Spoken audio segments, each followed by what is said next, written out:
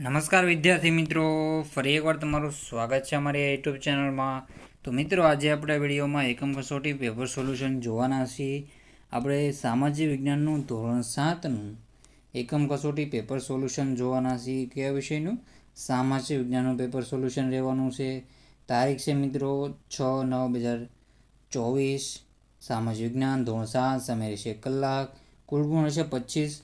તો આ પૂરેપૂરા 25 ગુણનું પેપર આપણે આ વિડીયોમાં જોવાના છે. એની કરતાં વધારે ગુણના પ્રશ્નો લીધેલા છે, એ તમારે પ્રેક્ટિસ સારી એવી થાય.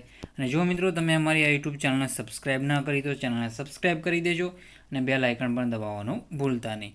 તો મિત્રો, આપણે હવે સોલ્યુશન સ્ટાર્ટ કરી દઈએ. અને PDF માટે આપણી ટેલિગ્રામ ચેનલ અને વોટ્સઅપ ચેનલને જોઈન કરવાનું ભૂલતા નહીં. તો વિભાગ એ છે, નીચે આપેલ પ્રશ્નોમાંથી યોગ્ય વિકલ્પ શોધીને લખો. તો પહેલું છે, કોના અવસાન પછી દક્ષિણ ભારતના વિશાળ સામ્રાજ્યનું નાના નાના સ્વતંત્ર રાજ્યોમાં વિભાજન થયું? તો કોના અવસાન પછી દક્ષિણ ભારતના વિશાળ સામ્રાજ્યનું નાના નાના સ્વતંત્ર રાજ્યોમાં વિભાજન થયું? તો આમાં જવાબ આવશે આપણો પુલકેશી બીજાના અવસાન પછી. કોનું આવશે જવાબ? પુલકેશી દ્વિતીય એટલે કે પુલકેશી બીજાના અવસાન પછી. આ દક્ષિણ ભારતમાં, અને ઉત્તર ભારતમાં આવશે હર્ષવર્ધન આવશે. પછી આપણે આગળના ક્વેશ્ચન જોઈ લઈએ હવે. પછી છે, રાજપૂતોએ કેટલા વર્ષ સુધી ભારતને વિદેશી આક્રમણોથી બચાવ્યા હતા? તો 500 વર્ષ આન્સર રહેશે. આમાં કેટલો આન્સર છે? 500 વર્ષ સુધી વિદેશી આક્રમણોથી બચાવ્યા હતા. પછી છે આગળનો ક્વેશ્ચન, ગઢવાલ કુળનો સૌથી પ્રતાપી અને પરાક્રમી રાજા કોણ હતો? તો ગઢવાલ કુળનો સૌથી પ્રતાપી અને પરાક્રમી રાજા ગોવિંદચંદ્ર હતો. કોણ હતો? ગોવિંદચંદ્ર હતો. તેણે ગઝનીના આક્રમણને અટકાવ્યું હતું અને ઘણા બૌદ્ધ વિહારોનો જીર્ણોદ્ધાર કરાવ્યો હતો. તો આન્સર રહેશે ગોવિંદચંદ્ર. પછી આપણે આગળનો ક્વેશ્ચન છે, રાજા ભોજે વસાવેલું ભોજપુર નગર વર્તમાન સમયમાં કયા નામે ઓળખાય છે? તો વર્તમાન સમયમાં ભોપાલના નામે ઓળખાય છે. કયા નામે? ભોપાલના નામે ઓળખાય છે. આગળના ક્વેશ્ચન છે, ઈસવીસન 736માં સરસ્વતી નદીના કિનારે કોણે અણહિલવાડ પાટણની સ્થાપના કરી હતી? તો વનરાજ ચાવડાએ અણહિલવાડ પાટણની સ્થાપના કરી હતી. તો આન્સર રહેશે વનરાજ ચાવડા. શું જવાબ રહેશે? વનરાજ ચાવડા. તો આપણો જવાબ રહેશે સાચો. 56 મિત્રો, 56 આપણી પુસ્તકમાં 56 આપેલું છે. આગળનો ક્વેશ્ચન છે, સાચું આવે 46. ભૂકવચ ભૂમિખંડ પર આશરે કેટલા કિલોમીટર સુધી હોય છે? તો 35 કિલોમીટર સુધી હોય છે. કેટલા? 35 કિલોમીટર સુધી હોય છે. ભૂમિખંડની સપાટીને શું કહેવામાં આવે છે? તો ભૂમિખંડની સપાટીને સિયાલ તરીકે ઓળખવામાં આવે છે. તો જવાબ આવશે ડી, સિયાલ. દિલ્હી સલ્તનતનો પ્રથમ સુલતાન કોણ હતો? દિલ્હી સલ્તનતનો પ્રથમ સુલતાન હતો એ કુતુબુદ્દીન એબક હતો. કોણ હતો? કુતુબુદ્દીન એબક. ને ઇલ્તુત્મિશ વાસ્તવિક સ્થાપક હતો. કોણ હતો? વાસ્તવિક સ્થાપક ઇલ્તુત્મિશ હતો, વાસ્તવિક સ્થાપક. તો આવી રીતે આન્સર રહેશે. આગળના ક્વેશ્ચન છે, પાણીપતનું પ્રથમ યુદ્ધ કઈ સાલમાં થયું હતું? તો પાણીપતનું પ્રથમ યુદ્ધ છે ઈસવીસન 1526માં થયું હતું. ક્યારે? ઈસવીસન 1526માં પાણીપતનું પ્રથમ યુદ્ધ થયું હતું. કોની વચ્ચે થયું હતું? ઇબ્રાહિમ લોદી અને મુઘલ બાદશાહ બાબર સાથે વચ્ચે થયું હતું. વિશ્વમાં સૌથી મોટી લોકશાહી ધરાવતો દેશ કયો છે? તો ભારત છે વિશ્વમાં સૌથી મોટી લોકશાહી ધરાવતો દેશ છે. તો આવી રીતે તમારે પૂરેપૂરા ક્વેશ્ચનના આન્સર જોવાના છે. તો મિત્રો, આપણે આગળ વધી જઈએ પહેલાં હું તમને મારા બીજા યુટ્યુબ ચેનલ વિશેની માહિતી આપી દઉં. તો મિત્રો, આપણી આ બીજી યુટ્યુબ ચેનલ છે. આ ચેનલને પણ તમારે સબસ્ક્રાઈબ કરી લેવાનું રહેશે અને બેલ આઇકન દબાવી દેશો. જલ્દીને જલ્દી મિત્રો, જો તમે આમાં 6000 સબસ્ક્રાઈબર કરાવી દેશો કે તો આપણે પેપરની PDF તરત તમને આપી દઈશું મિત્રો, ઓરિજિનલ પેપરની. તો આ બધામાં વ્લોગના વિડીયો આપણે મૂકીએ છીએ. તો કંટોલા અને ડ્રેગન ફ્રૂટ આવા વિડીયો મૂકીશું. તો ચેનલને સબસ્ક્રાઈબ કરવાનું ભૂલતા નહીં. તો ફરીથી આપણે વિડીયોમાં આગળ વધી જઈએ.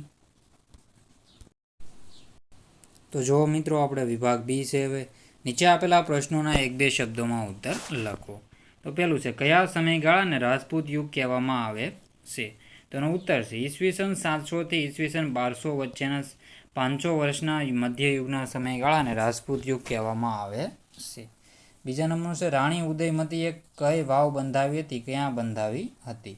તો રાણી ઉદયમતીએ પાટણમાં વિશ્વ પ્રસિદ્ધ રાણીની વાવ બંધાવી હતી. ખનિજો કોને કહે છે? તો ખનિજો આપણે કોને કહો છે? તો ખડકોમાંથી પ્રાપ્ત થતા અને ચોક્કસ ભૌતિક ગુણધર્મને નિશ્ચિત રાસાયણિક બંધારણ ધરાવતા ઘન પ્રવાહી અને વાયુમય પદાર્થોને ખનિજો કહે છે. ઇતિહાસમાં મિન્હાજ સિરાજે, તો અહીંયા છે મિન્હાજ આવશે, શું આવશે? મિન્હાજ, આમાં આવશે મિન્હાજ એ સિરાજે સુલતાના વિશે શું નોંધ્યું છે?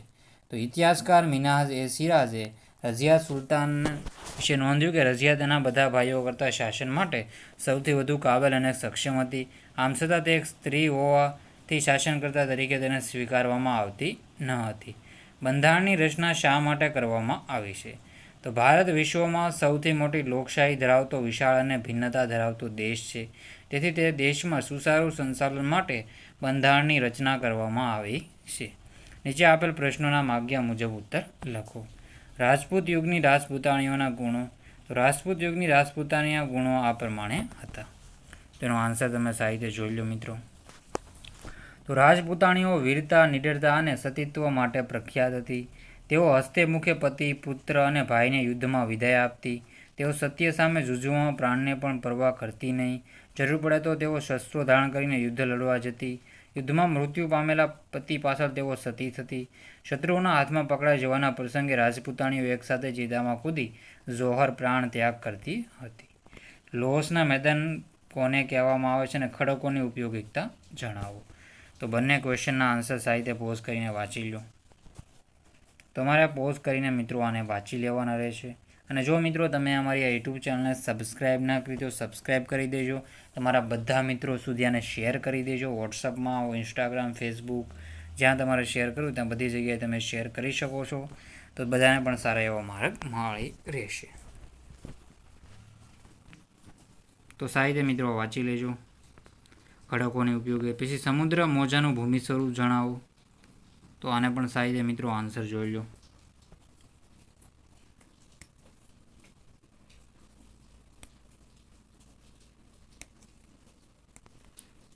તો આપણે આગળના ક્વેશ્ચન જોઈ લઈએ હવે.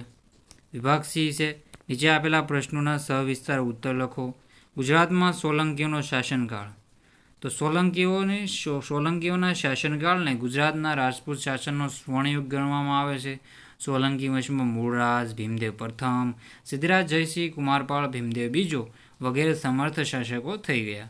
સોલંકીઓના શાસનમાં ગુજરાત આર્થિક અને સાંસ્કૃતિક દ્રષ્ટિએ સમૃદ્ધ હતું. ભીમદેવ પ્રથમના રાણી ઉદયમતીએ પાટણની પ્રજાની પીવાના પાણીની સમસ્યા હલ કરવા વિશ્વ પ્રસિદ્ધ વાવ બનાવી હતી, જે રાણીની વાવના નામે જાણીતી હતી. સિદ્ધરાજ જયસિંહ માતા મીનળદેવીના આદર્શ રાજમાતા હતા. તેણે સોમનાથનો યાત્રાવેરો બંધ કરાવ્યો હતો અને તેના કહેવાથી સિદ્ધરાજ જયસિંહે ધોળકામાં મલાવ તળાવ અને વિરમગામમાં મુનસર તળાવ બંધાવ્યા હતા. સિદ્ધરાજ જયસિંહ કલિકાલ સર્વજ્ઞ હેમચંદ્રાચાર્ય પાસે સિદ્ધ હેમ શબ્દાનુશાસન નામના સમૃદ્ધ વ્યાકરણ ગ્રંથની રચના કરાવી હતી. બાકી આ બધી માહિતી તમારે વાંચી લેવાની રહેશે. આ પણ સાહિત્ય તમારે વાંચી લેવું. પોઝ કરીને વાંચી લેજો. પછી આગળનો ક્વેશ્ચન છે ભારત પર વિદેશી આક્રમણો. તો 8મી થી 12મી સદી જેમાં ભારત પર વિદેશી આક્રમણો થયા હતા. 8મી સદીના ભારતમાં આરબ રાજ્યસત્તાનો વિસ્તાર કરવાના ઉદ્દેશ્યથી મોહમ્મદ ઇબ્ન કાસિમે ભારતના ઉત્તર પશ્ચિમ ભાગ પર આક્રમણ કર્યું હતું. પણ એ સુબકગીન લશ્કરે ભારતના બધી માહિતી તમારે વાંચી લેવાની રહેશે. સાહિત્ય વાંચી લેજો. આગળનો ક્વેશ્ચન છે ભૂકંપ એટલે શું. તો આ પણ સાહિત્ય જોઈ લો.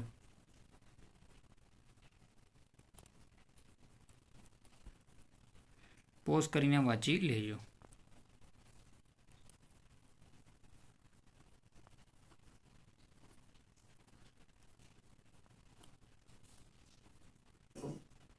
તો બધા ક્વેશ્ચન તમારા વાંચી લેવા. દિલ્હી સલ્તનતના સમયની રાજ્ય વ્યવસ્થા વિશે લખો.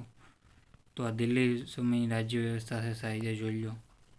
થોડોક લાંબો ક્વેશ્ચન છે પણ સાહિત્ય પોઝ કરીને વાંચી લેજો.